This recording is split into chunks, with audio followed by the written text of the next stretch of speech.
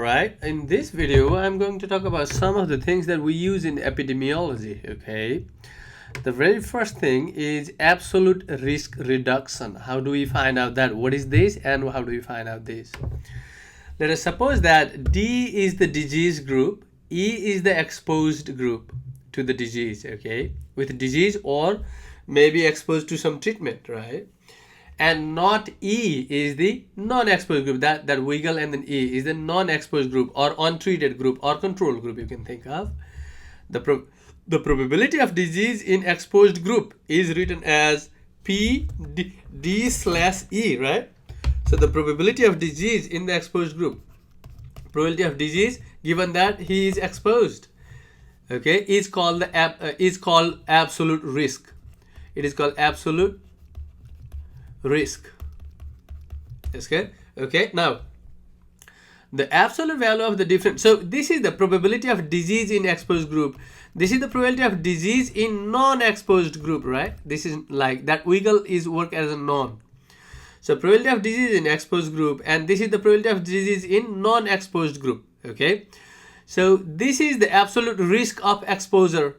This is the risk of disease in non-exposure group, right? This is the risk of disease in the exposure group.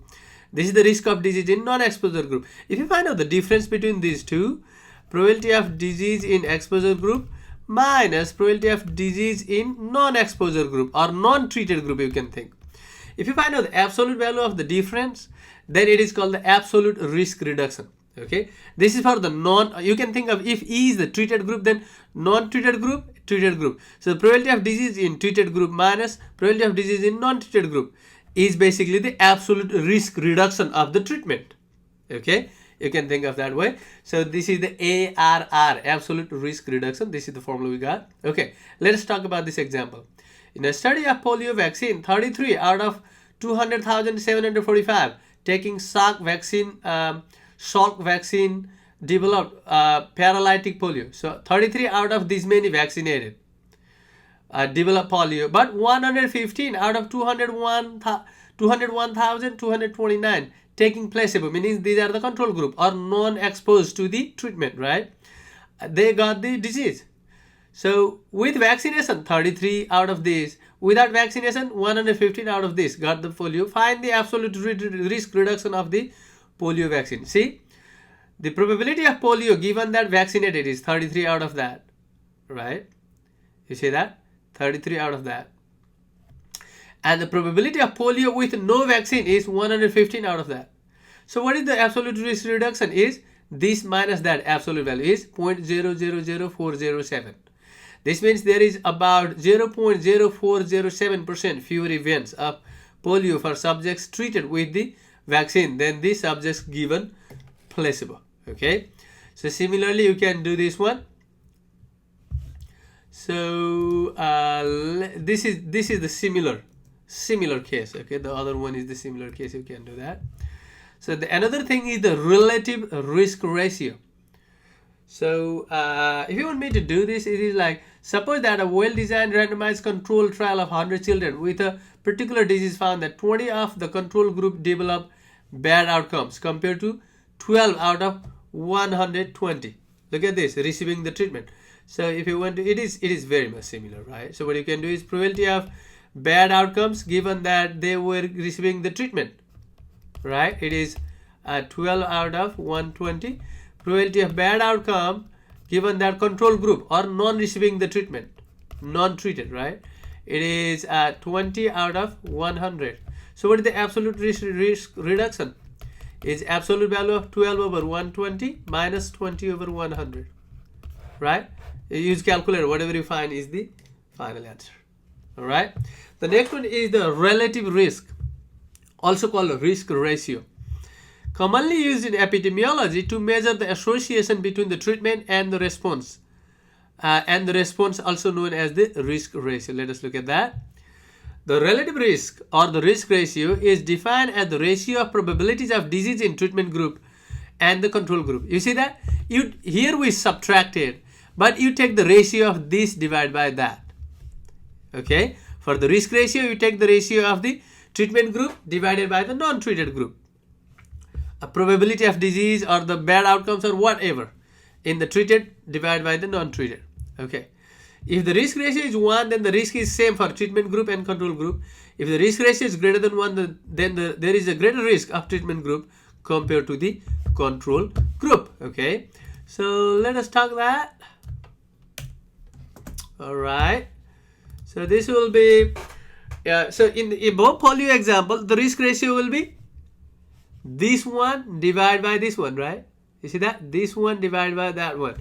You get 0.000164 divided by that thing equals to 0.287, which is less than 1, meaning that the vaccine have positive impact, positive response, right? Which implies that treatment group result in reduced risk because it is less than 1. If we find the reciprocal of risk ratio, we get 3.48. If you find a reciprocal of that 1 over that thing, you will get 3.48. That means children in placebo group have 3.48 times more likely to develop the severe polio symptoms. You can do this similarly, okay? That example. And number needed to treat is the next one. The number needed to treat is defined as the number of subjects that must be treated in order to prevent one individual event, one additional event. It is calculated by a reciprocal of the absolute risk reduction. You know what is the absolute risk reduction? This is how we find out the absolute risk reduction. And if you take the reciprocal of that, that means 1 over that, then you get the number needed to treat to reduce one additional cases, okay? Let's see this example. 3 out of 10,000 aspirin users experience an immediate cure of cold compared to 1 out of 10,000 placebo users. How many subjects are needed to treat with aspirin in order to get one more person experience the immediate cure, right? So what is the probability of cure given that they are treated is 3 out of 10,000, right? What is the probability of cure in the non-treated group? It is 1 out of 10,000. You see that? 10,000. So what is the absolute risk reduction? Is 3 out of 10,000 minus 1 out of 10,000. Absolute value. You got 0.0002. That's what you get. And 1 over ARR is number needed to treat. It is, you get 5,000. What does that mean? That means, see here, with aspirin, 3 out of 10,000 people got immediate cure. So if you want to get 4 out of 10,000, 4 people to get an immediate cure, you need to have 15,000 people. That's what it says. You see that? 5,000 more. You see that? Here we got that, and the total number needed to treat to get one more additional person get the immediate cure is 5,000 more. Okay, so on this one you can do it yourself. It is very easy, very similar. Next is odds of an event. Odd of an event A is the ratio of PA divided by PA complement. Okay, PA divided by P, probability of A divided by probability of A complement is called odd ratio. Okay, PA over 1 minus PA. And odds against is just the reciprocal of that. We write this ratio in lowest numbers. We write a fraction in the form of A and then column B. Okay, the odd of success is defined as the probability of success divided by the probability of failure. If odd ratio OD is 1:1, then there are equal chance of happening and not happening. If the risk ratio, this is odd ratio, okay, A equals K:1, then A has K times more success per failure. Okay, example, in the family of 2 children, find the odd of having 2 girls.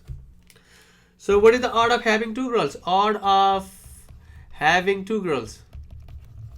2 girls is, the formula will be probability of 2 girls divided by 1 minus probability of 2 girls, right? What is the probability of 2 girls? In the sample space, what is the probability of 2 girls in a family having two children? That will be girl, girl, girl, boy, boy, girl, and then boy, boy, right? What is the probability of having 2 girls? The probability of having 2 girls is 1 out of 4, right? And it will be 1 minus 1 out of 4. That will be 1 over 4, 3 over 4. That will be 1/3. Okay, so odds of having 2 girls is 1/3. But if you find what is the odds of not having 2 girls, will be 3 times more than odds of having Two girls, that's what we can say. Here, you see that? Similarly, probability of at least one boy is 3. I shouldn't say probability, okay? Because it is, I should say odds of at least one boy, not the probability, odds. So odds of having at least one boy is a 3 because it is just the reciprocal of that, okay? Odds of an event A given B is defined by OD and then had A slash B, which is a probability of A given B over 1 minus probability of A given B, okay? So that's what you do to find out the odds if A given B is asked, okay, or A given B is given, okay. Let us talk about that example there. In a study of newborn babies, 457 out of 56 babies were discharged before 30 hours of their birth. That were discharged before 30 hours of birth re-hospitalized within a week. Okay, while only 260 out of 3120 newborns that were discharged after 30 hours of their birth re-hospitalized within a week. Construct a table for this information. Find the probability of rehospitalization within a week for babies discharged early. Find the odds of rehospitalized early for babies discharged early. Okay, let us first write down the given things in the table. You see that? So out of 56 total babies that were discharged early, okay, 457 they had to come to the hospital again. The total was 3656. 456 were rehospitalized and 3199 were non-rehospitalized. They don't have to come. And for not discharged early, 260 has to hospitalize again, and then 2860 will not be hospitalized. So the total is 3120. So you find out the total of rehospitalization, not rehospitalization. And it says find the probability of rehospitalization, probability of RS given that they were discharged early. How do you do that? Basically, what is the probability of RH given DE? The formula is probability of RH and DE over probability of DE, right? So what is the probability of RH and DE? So discharge early, rehospitalize early discharge. 457 over the total is 6776 divided by the other one is probability of DE. Probability of DE discharge early is 3656 divided by 6776. That will cancel out. So this is what you got. That will be 1/8 if you write the lowest term, right? Now what is the odd of the rehospitalization given that they were discharged early? Is 1/8 that thing divided by 1 minus that thing. 1 minus 1/8. Then 1/8 over 1/7, right? That's what you get. Oh, 1/8 over 1 minus 1/8, 7/8, right? 1 minus 1/8 is 7/8. So you cancel 8 and 8, so you get 1 over 7. That's what you get. Okay. So the very final thing is finding the odds ratio. For an event, odd ratio for an event is defined as a ratio of odds of that event under treatment or exposed group and odds in favor of control group. So odds of exposed over the odds of non-exposed, okay, or odds of treated over odds of non-treated. Alternatively, odd ratio is defined as the odd of success in a group divided by the odd of success in the second group, okay. If odd ratio is 1, then the response variable is independent because treated and non-treated have the same odd ratio, right? And if the odd ratio, not risk ratio, odd ratio is greater than 1, then the disease has higher risk in first group than the second group. Okay, let us see an example. In a car seat injury example, let us talk about what is the car seat injury example. Let me go back and then read that example, okay? And we'll make a table for that. All right, car seat injury, this one. Many people are concerned that car seats might injure children owing to the immature anatomy of a child's pelvis. In a study from Canada, data were obtained on 85 children aged between 4 and 15 years, sitting in a left-hand back seat. of cars involved in serious accidents. So what it says is, let's see, in a study from Canada, data were obtained. They were collecting the data from 85 children. Okay. The number sustaining at least moderately severe injury of children who were wearing seat belts of the accident was 13 out of 52. So there were total 85. Okay, 52 were wearing seat belt, 33 were not wearing seat belt, 13 out of 52 got serious injury, 14 out of 33 got serious injury who were not wearing the using the car seat. Okay, find the risk ratio or the odd ratio of using the car seat, not risk ratio, odd ratio. Okay. Oh, by the way, relative risk. Oh, no. This is the because we need to find out the odd ratio there, right? That was different example. This is odd ratio. I put those information in the table here. The total is 85. Okay. So 33 were not users, seat belt not user, or car seat not users. 52 were car seat users, right? Out of 52, 13 got injured, 39 did not. Out of 33, non-car seat users, car seat non-users, 14 got injury, 19 did not. The total of injury is that, total not injury is that. So what do you do? What is the odd of injury? D is injury. Given that they are using car seat, is probability of this, probability of D given E over 1 minus probability of D given E. What is the probability of D given E?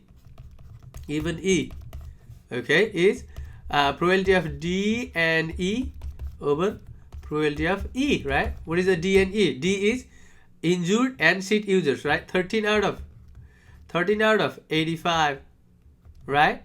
Divide by probability of E, injury. Total injury is 27. Is that right? 27 or hold on. Probability of D given E is, this is 52, right? The total users, total car seat users. E is the users, right? So let me write. This is injury. This is car seat users. Users, okay? Injury and car seat users. Let me use injury, car seat users. Injury and car seat users over injury. Oh, sorry, car seat users, right? That will be 52 out of 85. So you got 13 out of 52. That is the top probability. And 1 minus 13 out of 52 will be 39 out of 52. So if you cancel out, you will get 1/3. So that's what you got, right? So you get odd of injury with car seat user is 1/3. That's what we got, right? Here's the odd ratio is. So what is the odd ratio? Odd ratio of non-users. This is the odd ratio of users will be that divide by the 2/3, right? The odd ratio of non-users is 14 out of 19 divide by 13 out of 39. Okay, this divide by that. Okay, and that is 2.21. That means the injury risk for car seat non-user is greater than car seat user, or car seat user is less than car seat non-users. Either way, it is the same thing. Okay, guys, this is the end of the course. All right, thank you.